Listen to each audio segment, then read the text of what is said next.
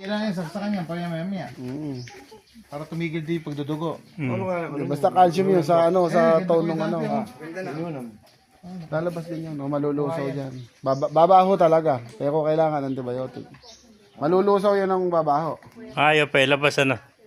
Ayaw pa ilabas yun nun ano. Nakadikit sa matres sa ano, matres eh. Kumapit. Pati matres eh, lumabas eh. Retain placenta talaga siya. Isang ganun eh. Ano ba? Anong cause nun, Dok? Hormonal.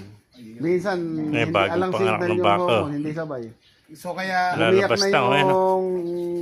Kumawala na yung Paglabas bulok. pala, pero nakatayo placenta na, hindi no? makawala. so sa hormones nga. So that's why, iri siya ng ire. Ayun. Pwede dante, kumanda na oh. Yan na ano. Kanina laki ng bukol eh. Hindi, tama nga yung ganyan. Tagain ng konti. Para bumaba ano. Sa gravity. Problema yung mga ngawit yan. Hindi, kahit pa paano maganda yung naging ano. Maganda yung maigasir yan. Nung nakaganon. Oh, na nakaganyan. Ano? Pangalawa po. Pangalawang anak pala. Isa lang naman mga anak iba, hindi mo na anak ng dalawa eh. Bihira yung mga anak ng dalawa ano. Bundes pala, baka mo nang makapal. Sayang ano. Di ba na ano? Eh hindi na alam ng buntis eh. Ito po ito. Lalaki pa naman ang anak. No. Ayun po yung toro ko yun. May kapalit naman agad. Dati bukas ito eh.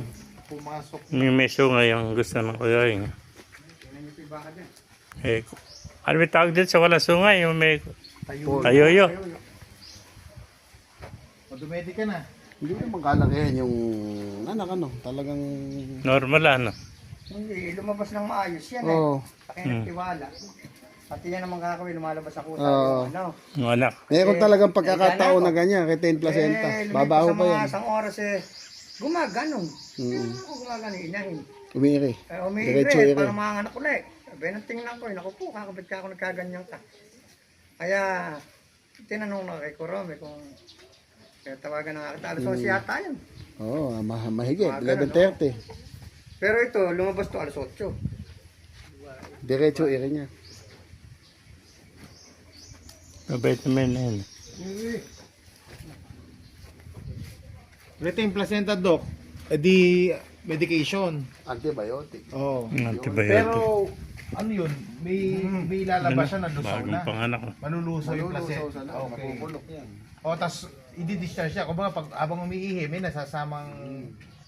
Yun lang ang way. Oo, may contraction. Yung bahay, baka po. Ang ano yan, pag